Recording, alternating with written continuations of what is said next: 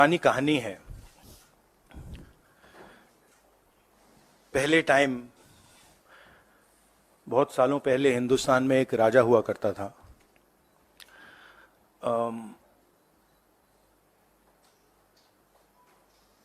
उसके खिलाफ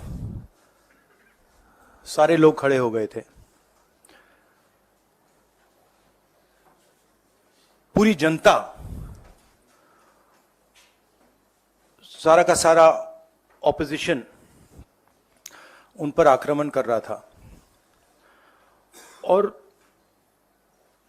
वो टेफ्लॉन जैसे थे। उन पर जितना भी आक्रमण करो कुछ होता नहीं था।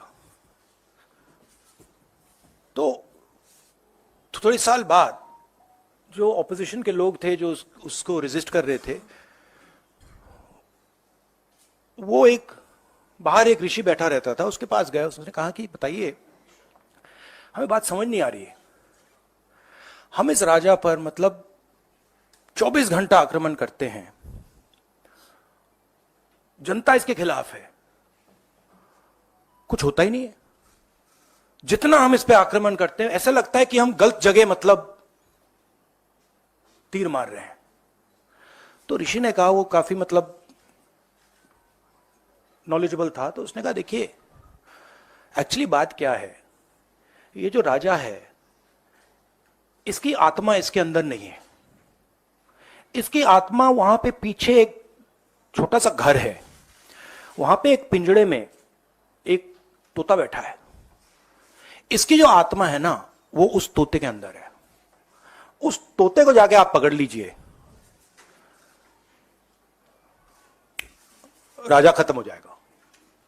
बहुत इंटरेस्टिंग कहानी है, क्योंकि नरेंद्र मोदी जी की आत्मा अदानी में है।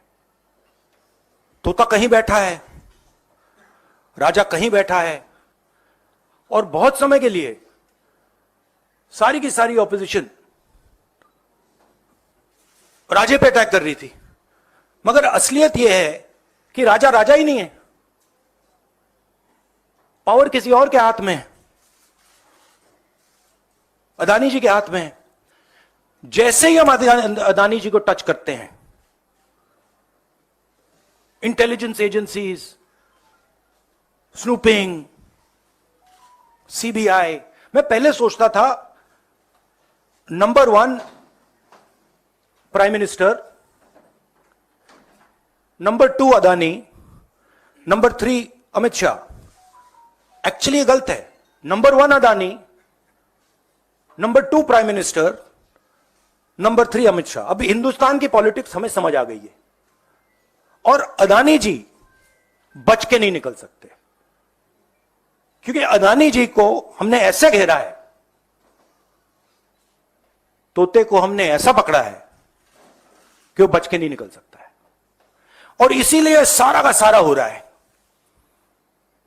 डिस्ट्रैक्शन पॉलिटिक्स, कि देश की निगाह, ऑपोजिशन की निगाह पिंजरे में बैठा हुआ तोते की ओर ना चले जाए। तो हमें काफी